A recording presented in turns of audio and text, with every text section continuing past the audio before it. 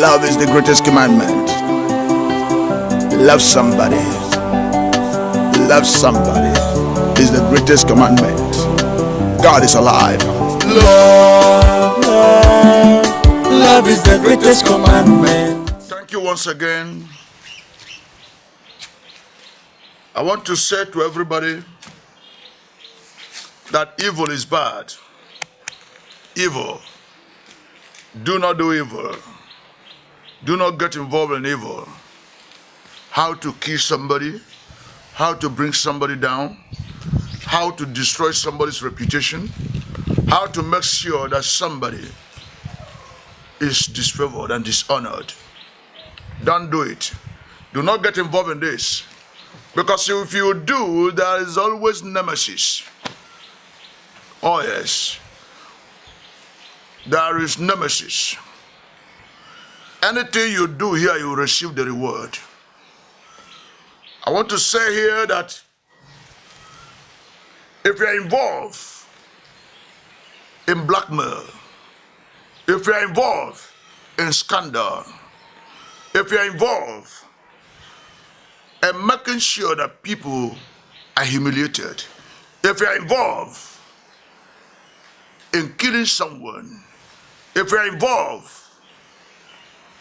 in making sure that people do not succeed, you will suffer collateral damage. One day,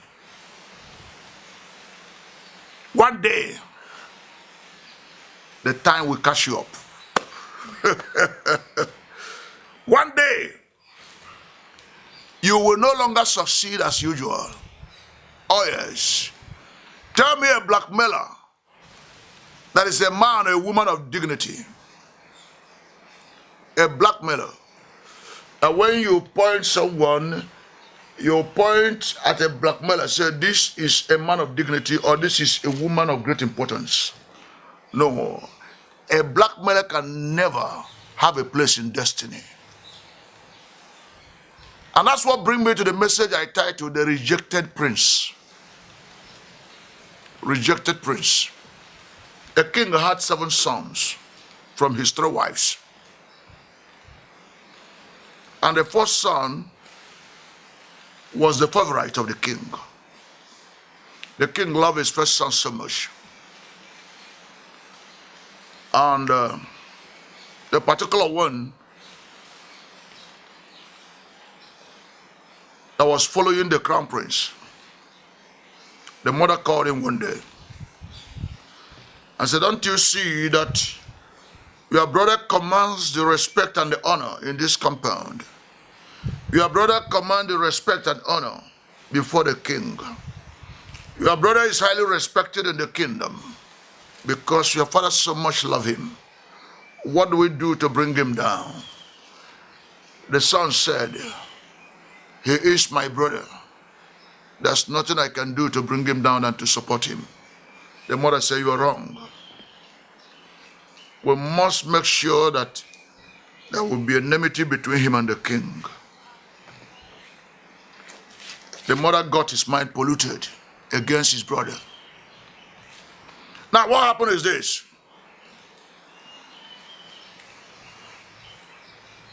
The mother arranged with the palace girls and maidens in the palace.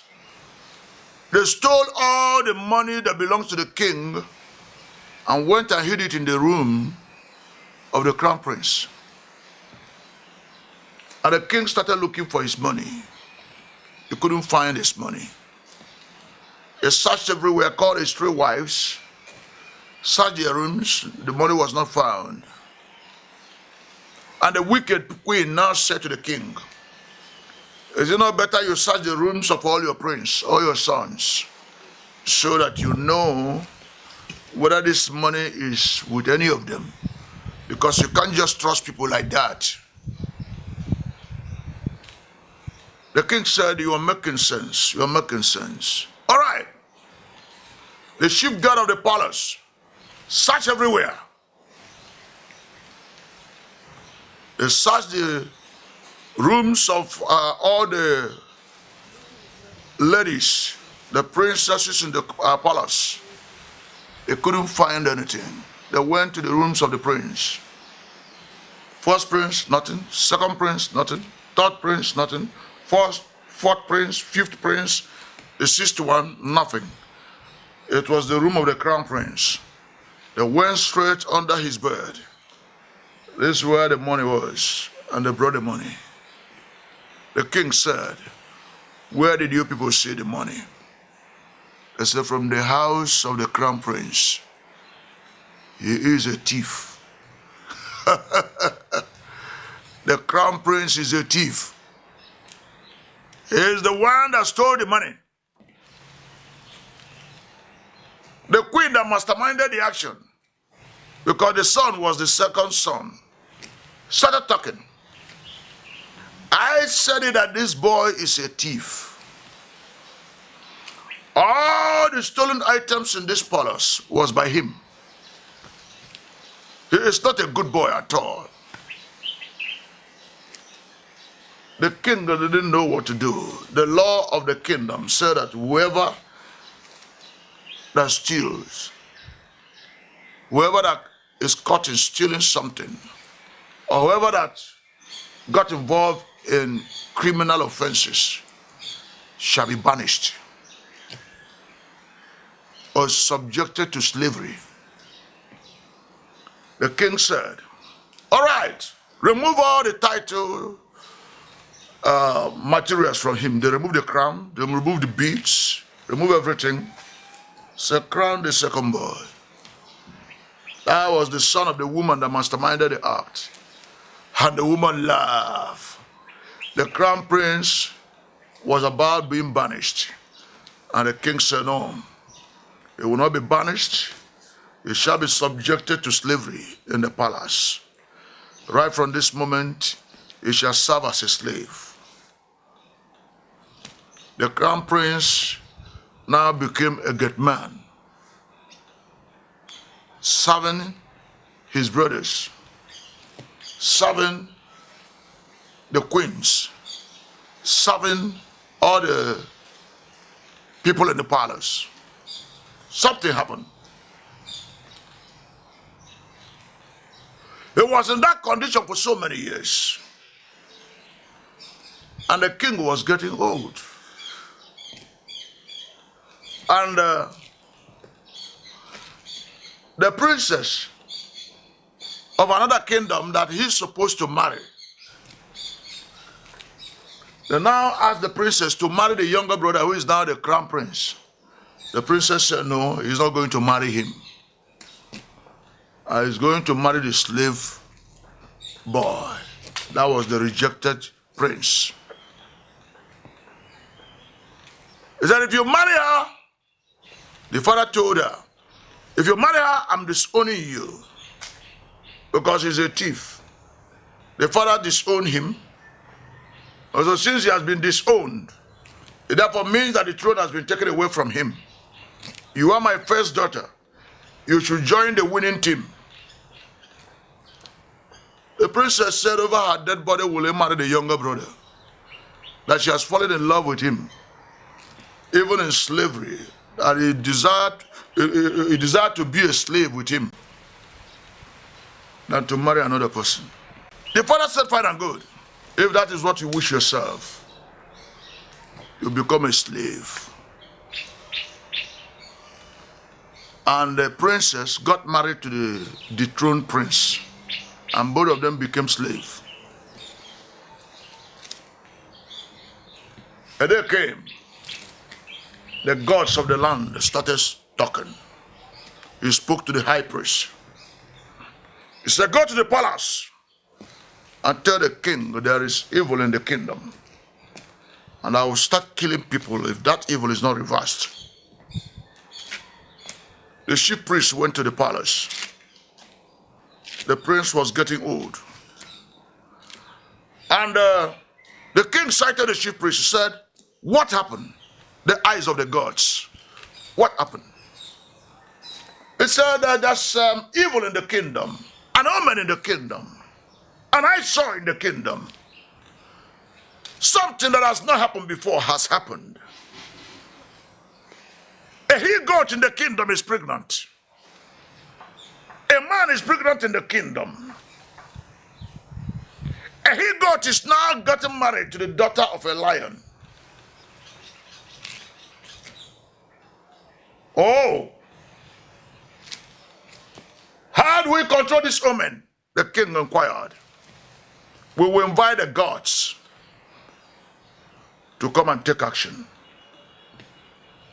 Let's call the gods. Call all the people in the kingdom together, because in 7 days' time, the gods will speak and act.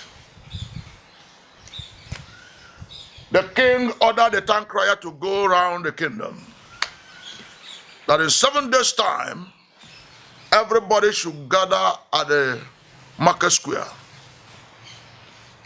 that the chief priest will invite the gods of the land to speak to them, so that evil will cease to exist in the land. On that very day, everybody gathered. The crown prince was coming gloriously with his wife, and all the kings were coming gloriously. But the last boy still believed that the former crown prince was innocent.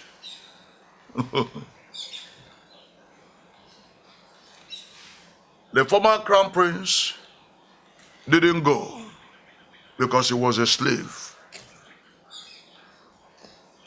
He sat at the gate with his wife. Even the guards, they were all left. And when the Zamo arrived, he asked, where is the prince, the crown prince of the land? The king said, this is my son, the crown prince. He said, this is not the crown prince the gods of the land choose. The gods of the land are chosen a crown prince. Where is he? Oh, the former crown prince. He was involved in criminal activities. Instead of me to banish him, I subjected him to slavery. He is a slave. He's at the gate. The chief priest said nobody will sit down until the slave boy is called. They went to the gate and called the rejected prince, that it was needed at the market square. He thought they would kill him. He got up and called his wife and said to his wife, they've summoned him at the market square. He didn't know if he would come back alive. But please, he should take his little son, because they had a son, and the woman was pregnant. He should take his little son and the one in the womb and run away. If they kill him, he should go back and reconcile with her father. That as they summon him now is unusual. You know, since they did not banish him and he's a slave boy now, the gods may decide to use him for sacrifice. The wife started crying. He said, no, don't cry. He is on the way to fulfill his destiny. That is what his destiny holds for him. He moved to the market square. Getting to the market square, everywhere was calm. He went on his knees before the chief priest and said, please spare my life. I beg you, spare my life. The chief priest said to him, get up. That's not why we're here. He turned to his former father, who was the king. He said, please, I cannot call you a father now as a slave boy. Remember, you were my father before. Beg the gods to spare my life. They were looking at him. And his own mother started shedding tears. And the chief priest now started his incantation. And the former prince was in tears. He was crying. He thought it could be used for sacrifice. He was crying. Then, at the time, there was a thunder strike. Thunders of the gods. And his stepmother, the mother of the new crown prince, started removing her apparels. She removed her crown, removed her clothes, her beads. Madness came upon her. She started confessing how he conspired with his son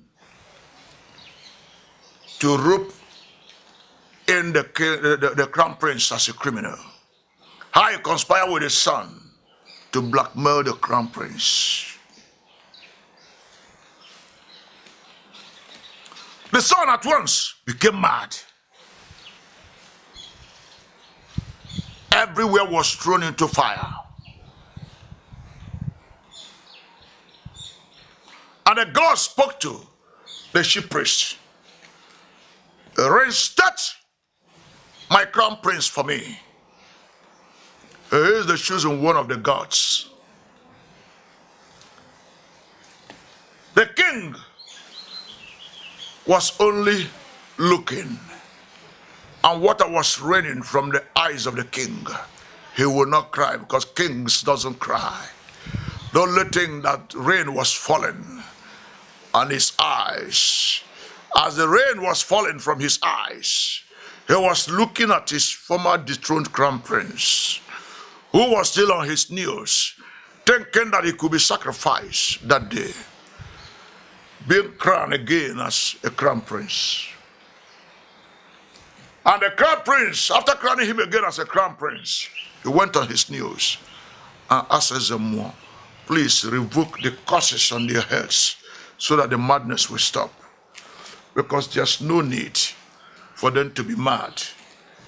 I can't be happy seeing my brother mad. I can't be happy seeing my stepmother mad. Please, Ezemo, revoke the curses. Ezemo, look at him. He told the people, this is a kind king you will have in the future. This is the crown prince that will bring honors and glory to our kingdom. This is the king that will be better than his father. In the reign of this king, it will no longer be the business as usual. In the reign of this king, everything will be normal. When this king will reign, the angels of the gods will be walking in our kingdom. All will be parading themselves in the streets. Why? There will be peace. Why? There will be love. Why? There will be harmony. Why? There will be plenty of food on the table of the poor. Why? People will no longer cry. Why? People will no longer be buried in mass. Why? No more blackmail. No one will frame anybody up. Why? Political killings will be abomination during the reign of the king. All right, what do I do? The God said, revoke the curses according to his wish. And the curses were revoked. The woman got herself and went on her knees before the crown prince. The former crown prince who took over his place went on his knees and began to plead for forgiveness. He said, no, no, no. You did not commit any offense. I only fulfill my destiny. Please, can somebody get me my wife? They ran to the gate where the wife was crying, packing her loads, according to the instruction of the husband, that once he was sacrificed, if they sacrifice him, that he should go and reconcile with the father. So he was crying, talking to the little boy. I don't know what has happened to your father. It's been long he left. I don't know if they've sacrificed him. Here come the palace guards, and they bow before her. Your Majesty. Her eyes open. He said, no, I have been dethroned. He said, but you have been reinstated because your husband is the crown prince. Your Majesty, please, the crown prince wants you at the market square. And they dress her up immediately as a crown prince. A pretty woman she was. And she marched majestically to the market square to meet her husband. Then I asked my people, can we forgive one another still? Can we still forgive one another? Can we forgive offenses? I know you are hurt. Oh yes. I know that your town, your kingdom, your tribe has been marginalized. But can we forgive? I know that you are humiliated, that nobody see anything good in you. But can we live in enmity forever?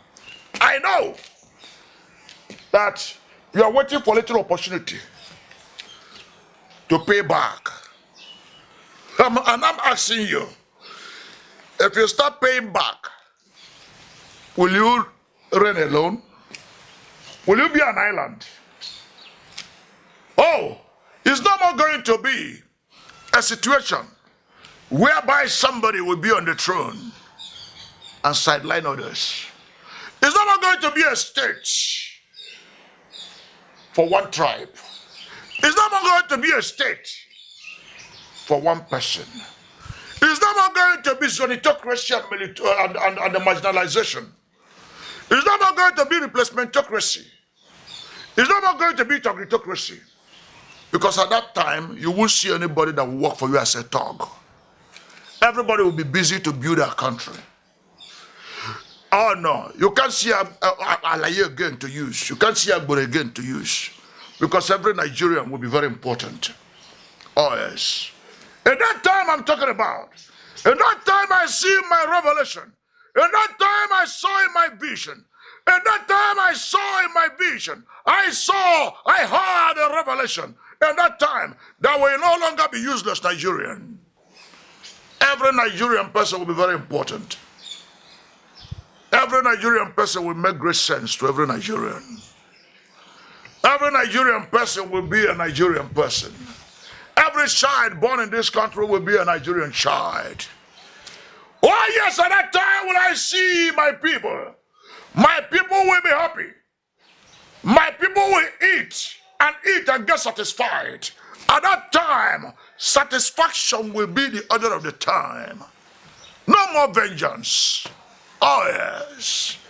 No more vengeance. I'm seeing a time in this country when this country will no longer be by zones. We will only have states and have Nigeria. Oh yes, I'm seeing a time. When this time comes, every Nigerian person will be great and powerful because he will be honored the same way Americans are honored in other countries. That's how Nigerians will be honored in any country you find them. I see a time. Oh yes, I'm seeing a time. Oh yes, all of us will be partakers of this time. Oh yeah. We are going to be partakers of this time. Remain blessed wherever you are. Make sense out of the story of the rejected prince. Make sense out of it. The rejected prince did not ask the gods to strike the stepmother that blackmailed him. The rejected prince did not ask the gods to strike the stepbrother that blackmailed him. Forgiveness was his vision. The order of the day was forgiveness. He told the high priest, please forgive my people. I won't be king of mad people. Forgive my people. My stepmother cannot be a mad woman. Forgive my people. My stepbrother will not be a mad prince. You know, when you allow him to be mad, he will go to dumping ground. And when they say, he is the brother of the prince, he is the son of the king, it is my name that will be in dumping ground. Please revoke the curses. Hey, if you allow this woman to be mad, and she will be mad at the market square, Somebody will say that the stepmother of the crown prince, the former wife of the king. My name will be there. Listen, let me tell you, when you kill your brother, is in the grave, you are in the grave with him. You kill your sister, is in the grave, you are in the grave with him. Any Nigerian person you have killed, both of you are in the grave. Because a day is coming, you take your own turn and render your generation useless. That's what it is. It's not a curse. I know blood is thicker than water. Don't kill anybody. Don't kill anybody. If you are pushed to the wall, just laugh and walk away. Oh yes. Don't put your hands in the blood of anybody. Do not soil your hands. Oh yes. Your hands is so precious that you cannot soil it. Look at the rejected prince. He refused to soil his hands. I said to you this moment, remain peaceful. Long live Nigeria. Long live Africa. Long live United Nations. God bless you. Black man and white man in the jar, we is one people. No one is a monkey. Yes, I is not monkey. No monkey in a jar. Jah created I and I. We is not monkey. Jah Rastafari. We look like Jah. Massa. Me is the God.